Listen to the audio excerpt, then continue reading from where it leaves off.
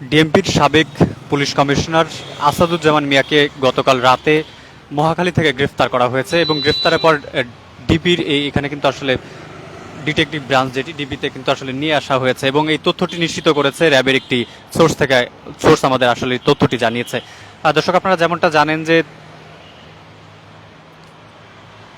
সাবেক DMP commissioner হিসেবে নিয়োজিত ছিলেন আসাদুজ্জামান মিয়া, তাকে কিন্তু আসলে গ্রেপ্তার করেছে র্যাব। এটা কিন্তু যেমনটা আপনাদের জানান যে গতকাল বুধবার রাতে রাজধানীর যে মহাখালী থেকে কিন্তু তাকে আসলে গ্রেফতার করা হয় এবং গ্রেফতারের পর ডিবিতে তাকে এনে রাখা হয়েছে। র্যাবের দায়িত্বশীল কর্মকর্তারা বিষয়টি আসলে নিশ্চিত করেছেন। যদি আপনাদের তথ্যটি জানেন যে 2015 সালে যে খিলগাঁও থানা ছাত্রদলের সাবেক সাধারণ সম্পাদক মোহাম্মদ নুরুজ্জামান জনিকে পুলিশি হেফাজতে ক্রসফায়ার নামের হত্যার যে অভিযোগ রয়েছে, সেই অভিযোগ এনে কিন্তু আসলে তৎকালীন যে পুলিশ কমিশনার ছিলেন আসাদুজ্জামান মিয়া সহ বর্তমান ও সাবেক প্রায় 13 পুলিশ কর্মকর্তাকে আসলে আসামি করে মামলা করা হয় এবং এই মামলাটি করা হয় গত 3 সেপ্টেম্বর ডিএমপির খিলগাঁও থানায় এবং এই মামলাটি দায়ের করেন জনির বাবা ইয়াকুব আলী এবং এই মামলায় কিন্তু আসলে তাকে গ্রেফতার করা হয়েছে। অর্থাৎ সাবেক যে ডিএমপি কমিশনার ছিলেন আসাদুজ্জামান মিয়া, তাকে আসলে এই মামলায় আসলে গ্রেফতার করা হয়। এছাড়া কিন্তু আসলে গত সরকার অর্থাৎ 5 আগস্ট যে সরকার পতন হয়, সরকার পতনের পর দেশের যে অস্থিরতা কিন্তু আসলে বিরাজ করছিল এবং অস্থিরতার পাশাপাশি যে পুলিশ সহ অন্যান্য যে আইন শৃঙ্খলা রক্ষাকারী বাহিনী যারা এই সরকারের মদতপুষ্ট ছিলেন এবং সরকারকে যারা সহযোগিতা করেছিলেন তাদের অনেকেও কিন্তু আসলে গ্রেফতার করা হয় এবং তাদের বিরুদ্ধে কিন্তু নানা রকম অভিযোগ আনা হয়। এছাড়া এই সরকারের যে এই কমিশনার যিনি ছিলেন আসাদুজ্জামান মিয়া, তার বিরুদ্ধে নারী কেলেঙ্কারির অভিযোগ কিন্তু রয়েছে এবং তার একটি অডিও রেকর্ড কিন্তু সামাজিক যোগাযোগ মাধ্যম সহ বিভিন্ন গণমাধ্যমে ছড়িয়ে পড়ে এবং সেই রেকর্ডটিতে তাকে নারীর প্রতি বিভিন্ন রকম কুবার্তা ছড়িয়ে দিতে দেখা যায় এবং তার ফলশ্রুতিতে কিন্তু আসলে তার বিরুদ্ধে নানা রকম অভিযোগ হয় এবং এছাড়া কিন্তু সরকারের মদতপুষ্ট হিসেবে তাকে কিন্তু আসলে গ্রেফতার করা হয় এবং যেমনটা জানেন আপনাদের জানানোর চেষ্টা করছিলাম, যেমনটা আছে ছাত্র দলের যেই আসাদুজ্জামান মিয়া যার যেই কেসে আসলে তাকে গ্রেফতার করা হয়েছে, ছাত্র দলের সেই জনির হত্যা মামলায়, যে পুলিশি ক্রসফায়ার হত্যা মামলায় তাকে গ্রেফতার করা হয় এবং সেই মামলায় কিন্তু তাকে আসলে গ্রেফতারের পর ডিবি কার্যালয়ে নিয়ে আসা হয়েছে এবং ডিবি কার্যালয়ের পর আপনারা যেমনটা জানেন যে এখানে আসলে গ্রেফতারের পর তাদের কিন্তু আসলে জজ কোর্টে নিয়ে যাওয়া এবং জজ কোর্টে নেওয়ার পর তাদের বিচার প্রক্রিয়া শুরু হবে এবং সেই বিচার প্রক্রিয়াধীন কিন্তু আসলে এখান থেকে তাদের জজ কোর্টে নেওয়ার পরে কিন্তু আসলে তাদের বিচার এবং রিমান্ড বা অন্যান্য যে কার্যবিধি সেটা কিন্তু আসলে শুরু হবে এবং আপনারা যেমনটা জানেন যে বৈষম্য বিরোধী ছাত্র আন্দোলন, যে ছাত্র জনতার যে অভ্যুত্থান হয়েছিল, সেই অভ্যুত্থানের ফলে কিন্তু আসলে বিগত যে সরকার ছিল আওয়ামী সরকার, প্রধানমন্ত্রী শেখ হাসিনা, তিনি তো আসলে দেশ ত্যাগ করেন এবং দেশ ত্যাগ করে ভারতে আশ্রয় নিয়েছেন এবং তার তাবেদার অর্থাৎ তার মদতপুষ্ট যেসব কর্মকর্তা এবং কর্মচারী যারা ছিলেন তারা কিন্তু আসলে গা ঢাকা দিয়েছিলেন এবং অনেকেই কিন্তু আসলে গা ঢাকা দেওয়ার পরে পরবর্তীতে আসলে কর্মসংস্থানের ঘোষণা করেন এবং বিভিন্ন নেতাকর্মী যারা ছিলেন আওয়ামী সরকারের নেতাকর্মী সহ পুলিশ বাহিনীতে যারা কর্মরত ছিলেন ওদেরকে কিন্তু আসলে গ্রেফতার করা হচ্ছে এবং বিভিন্ন জায়গা থেকে তারা কিন্তু আসলে আটক হচ্ছেন এবং তাদেরকে এনে ডিবি কার্যালয়ে জিজ্ঞাসাবাদ করা হচ্ছে এবং ডিবি কার্যালয় থেকে পরবর্তীতে তাদের কিন্তু আসলে জজ কোর্টে নিয়ে তাদের বিরুদ্ধে মামলার যে প্রক্রিয়া সেটি কিন্তু আসলে সেই কার্যক্রম চালানো হচ্ছে এবং সেই তারই ধারাবাহিকতায় গতকাল রাতে মহাখালীর একটি বাস টার্মিনাল থেকে আসাদুজ্জামান মিয়া অর্থাৎ কমিশনার আসাদুজ্জামানকে আসলে গ্রেফতার করা এবং তার বিরুদ্ধে নানা রকম অভিযোগ কিন্তু আসলে বিভিন্ন জায়গা থেকে আসলে এখন চাউর হচ্ছে এবং নারী কেলেঙ্কারি সহ অসংখ্য অভিযোগ কিন্তু তার বিরুদ্ধে রয়েছে। এছাড়া যেমনটা জানেন যে তার কিন্তু আসলে চাকরি শেষ হওয়ার পর তাকে কিন্তু আসলে নতুন করে আবার 1 মাসের নিয়োগ দেওয়া হয় এবং সেই নিয়োগের ফলে কিন্তু তিনি আসলে আবার যোগদান করেন এবং 1 মাসের নিয়োগে তিনি আসলে জয়েন করেন এবং পরবর্তীতে কিন্তু সরকার পতনের পর অর্থাৎ গত 5 আগস্ট যেমনটা জানেন যে ছাত্র জনতার যে অভ্যুত্থান হয়, সেই অভ্যুত্থানের ফলে সরকারের পতন ঘটে এবং সেই পতনের ফলশ্রুতিতে কিন্তু আসলে গত সরকার যারা ছিলেন আওয়ামী সরকার, সেই আওয়ামী সরকারের প্রধানমন্ত্রী সহ তাদের মন্ত্রিসভা সবাই কিন্তু আসলে দেশ ত্যাগ করেন, অনেকেই দেশের মধ্যেই রয়ে যান এবং তাদের অনেকে আসলে গ্রেফতার করা হয়েছে। গ্রেফতার করে ডিবিতে আনা হয় এবং ডিবিতে তাদের জিজ্ঞাসাবাদ করার পর তাদের জজ কোর্টে নেওয়া যায় এবং জজ কোর্টে নেওয়ার পর তাদের বিরুদ্ধে আসলে বিভিন্ন যে মামলা প্রক্রিয়াধীন রয়েছে সেই মামলার সাজা কিন্তু প্রদান করা হয়েছে এবং অনেকেই কিন্তু আসলে তাদেরকে অনেককেই রিমান্ড মঞ্জুর করা হয় এবং তারই ধারাবাহিকতা এখানে কিন্তু আসলে আসাদুজ্জামান মিয়াকে গতকাল রাতে গ্রেফতার করা এবং সেই গ্রেফতারের পর তাকে ডিবি কার্যালয়ে নিয়ে আসে এবং আপনারা যেমনটা জানেন যে 5 আগস্টের সরকার পতনের পর দেশে একটি অস্থির অবস্থা বিরাজ করে এবং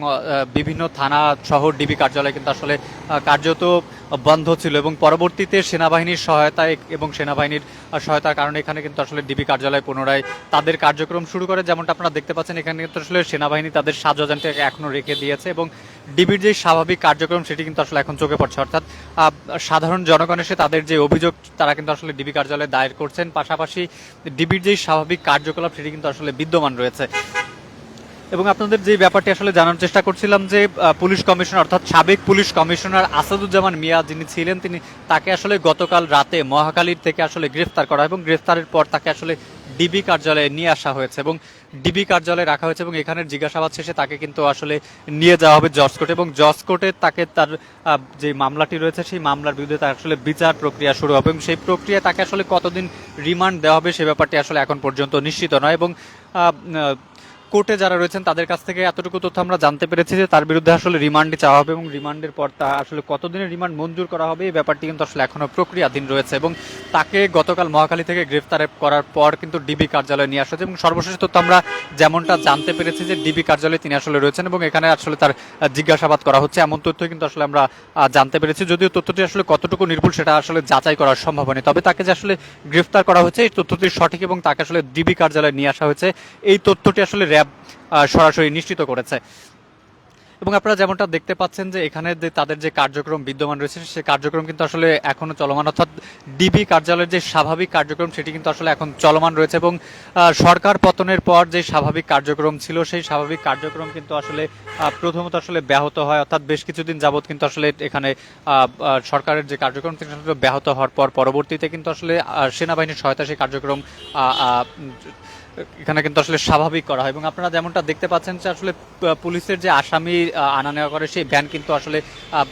অনেকগুলো ভ্যান কিন্তু আসলে ভেতরে ঢুকছে এবং বের হচ্ছে। আসলে আমরা পুরো ব্যাপারটা আসলে এখনো নিশ্চিত নই যে ভেতরে আসলে কারা রয়েছেন এবং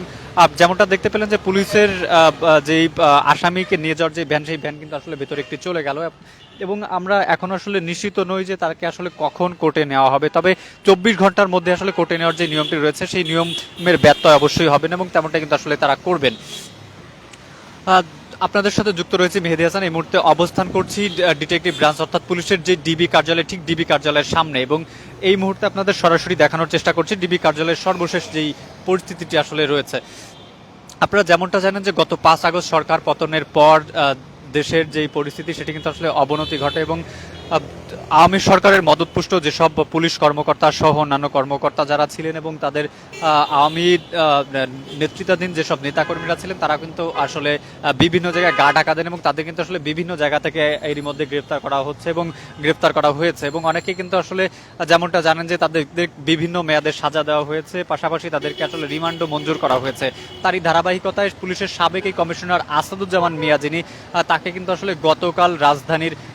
রাজধানীর যেই মহাখালী সেখান থেকে কিন্তু আসলে তাকে গ্রেফতার করা এবং গ্রেফতারের এই ব্যাপারটি আসলে নিশ্চিত করেছে র্যাব এবং গ্রেফতার করার পর তাকে আসলে এই ডিবি কার্যালয়ে নিয়ে আসা হয়েছে, ব্যাপারটি আসলে র্যাব নিশ্চিত করেছে। এবং এখানে আপনারা যেমনটা জানেন যে ডিবি কার্যালয়ে এখানে নিয়ে আসার পর তাকে কিন্তু আসলে পরবর্তীতে জজ কোর্টে নিয়ে যাওয়া হবে এবং সেখানে তাদের যে বিচার প্রক্রিয়া সেটি কিন্তু আসলে শুরু হবে। এবং গত 5 আগস্ট সরকার পতনের পর দেশ কিন্তু আসলে কার্যত স্থবির হয়ে পড়ে এবং ডিবির যেই স্বাভাবিক কার্যক্রম সেটি বন্ধ হয়েছিল এবং ডিবির এই কার্যক্রম বন্ধ হওয়ার পর কিন্তু পুনরায় চালু হয়েছে, অর্থাৎ সেনাবাহিনীর সহায়তা কিন্তু আসলে এই কার্যক্রম পুনরায় চালু হয়েছে এবং সেনাবাহিনীর সাজাযানটি কিন্তু এখনো এখানে রয়েছে, অর্থাৎ কোনো রকম কোনো অপ্রীতিকর ঘটনা যেন না ঘটে সে কারণে কিন্তু আসলে এখানে রাখা হয়েছে। যেমনটা জানেন যে পুলিশের প্রতি মানুষের সাধারণ জনগণের একটু আসলে বিরূপ প্রক্রিয়া আসলে ছিল, সেটি কিন্তু আসলে স্বাভাবিক করার কারণেই কিন্তু আসলে এবং সেনাবাহিনীর প্রতি মানুষের যেই আস্থার জায়গাটি রয়েছে সেই জায়গাটিকে আসলে স্বাভাবিক করার ক্ষেত্রে আসলে পুলিশের ইমেজ স্বাভাবিক করার ক্ষেত্রে সেনাবাহিনী আসলে সহযোগিতা করেছে এবং সেই কারণে কিন্তু আসলে সেনাবাহিনী এসে তাদের পুরো ব্যাপারটিকে আসলে দেখভাল করছেন, পাশাপাশি সেনাবাহিনী কিন্তু আসলে এখানে অবস্থান করছেন যেমনটা আপনারা দেখতে পাচ্ছেন। এই ছিল আসলে আসাদুজ্জামান মিয়ার সর্বশেষ পরিস্থিতি। ডিবি কার্যালয় থেকে আপনাদের সাথে যুক্ত ছিলাম মেহেদী হাসান।